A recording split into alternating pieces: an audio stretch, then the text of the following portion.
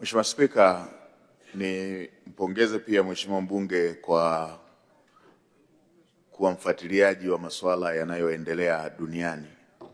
Ni kweli vita vinavyoendelea Mashariki ya Kati na vilivyotangulia huko Ulaya ya Mashariki ni tatizo kwa dunia nzima, itakuwa na madhara kwa dunia nzima.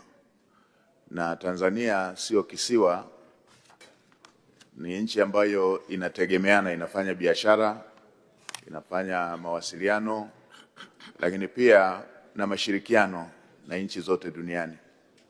Serikali imekwisha kufanya tathmini ya awali kupitia sectors mbalimbali, ndio maana tumeweza kupata maoteo kwamba kutakuwepo na mabadiliko ya bei katika baadhi ya shughuli zetu za kiuchumi, ikiwemo la awali kabisa ambalo limeshajitokeza la kupanda kwa mafuta, lakini na mengine kama ambavyo Mheshimiwa mbunge aliyoyataja yakiwemo ya bima.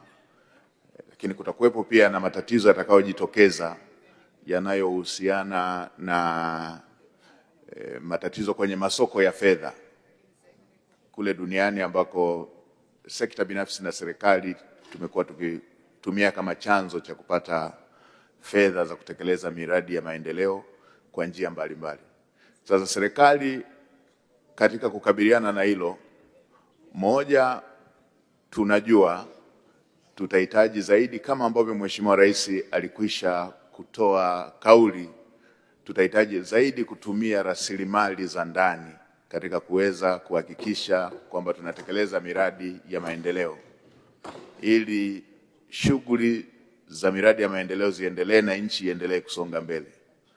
Katika baadhi ya maeneo ambayo tunatarajia kuendelea kuyaboresha, kama ambavyo nilisema na kwenye hotuba, tutaweka nguvu kubwa katika kutafiti kwenye madini, tuongeze uchimbaji, tuongeze mapato. Mheshimiwa Spika, kwa mwaka wa fedha uliopita, moja ya sekta iliyotuletea mapato mengi ilikuwa ni madini, na utaona kwamba ongezeko hilo halijatokana tu na migodi mikubwa, limetokana na wachimbaji wadogo wadogo wa Tanzania ambao wameongezeka katika shughuli za uchimbaji na wameongeza mapato ya serikali.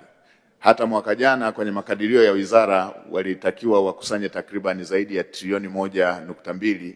Kwa miezi hii tu kabla mwaka wa fedha hujaisha tayari walishakusanya takribani trilioni 1. Unaweza ukaona kwamba hiyo ni sekta ambayo ni rasilimali zilizo ndani ya nchi yetu ambayo inaweza ikafanyika kama chanzo cha mapato kama tutaongeza wigo. Na Mheshimiwa Spika, unakumbuka utafiti ambao ulishawahi kufanyika ni 16% tu. Kwa bado tuna fursa. Na Mheshimiwa Spika, nchi yetu kila wilaya ni madini. Kwa hiyo hii ni moja ya sekta ambayo tunadhani tutaongeza nguvu ya kutafiti ili kujitegemea kimapato ndani ya nchi. Lakini eneo lingine tunalotarajia kulifanyia kazi ni kubana matumizi. Lazima tubane matumizi katika maeneo ambayo si ya lazima ili kuelekeza fedha hizo kwenye miradi ya maendeleo. Hii ikiwa ni sehemu ya kukabiliana na hali ya dunia ambayo italeta mtikisiko katika masuala ya kiuchumi. Mheshimiwa Spika, tutafanya tathmini ya kina kwa sababu jambo hili halijakadiriwa exactly madhara yake yataishia lini na jambo lenyewe litaisha lini. Kwa tutafanya tathmini ya kina, na kwa sababu bunge lako linaendelea, tutaendelea kujulishana kuhusu hatua zipi zingine ambazo serikali inatarajia kuzichukua ili kuweza kukabiliana na jambo la aina hii.